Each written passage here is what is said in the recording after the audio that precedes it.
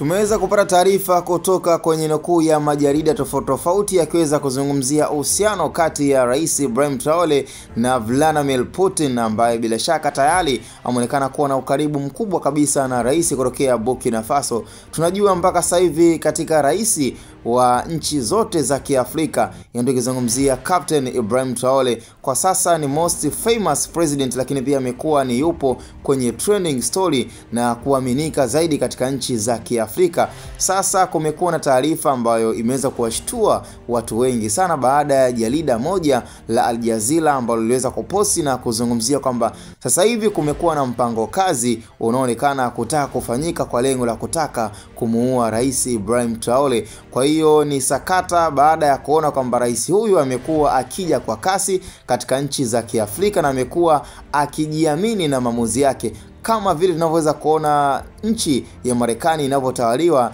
na Donald Trump. Basi kuna ule utawala ambao bila shaka ni wa kujiamini zaidi. Basi imefikia hatua kwamba Rais Ibrahim Traore, yani mwamba, amejikuta hata rais wa Urusi, hata rais wa Marekani anamchukulia ni kama mtu wa kawaida. Yani ile respect alionayo ya kuamini maamuzi yake na kujihakikishia kabisa kwamba kile anachokifanya ni sahihi. Basi unaambia imefikia hatua kwamba mpaka taarifa zilizoanza kuvuja kwa vigogo, lakini pia majarida tofauti kama nilivyoweza kutajia jarida moja la Al Jazeera ambalo limeweza kuposti taarifa ya kuhusiana na njama zinazotengenezwa na viongozi wa nchi ambazo tayari zinaonekana kwamba ni nchi mama kama vile Urusi, nchi kama Korea ambazo tayari zimeonekana kumwangalia kwa umakini rais kutokea nchi ya Burkina Faso, bwana Kapteni El Capitano Ibrahim Traore. Kwa hiyo ni taarifa ambayo tayari tumeweza kuinukuu na tunazidi kukuletea, ikiwa ni moja ya sehemu kubwa kabisa ya kujihakikishia na kuweza kuangalia ni nini kitakachojiri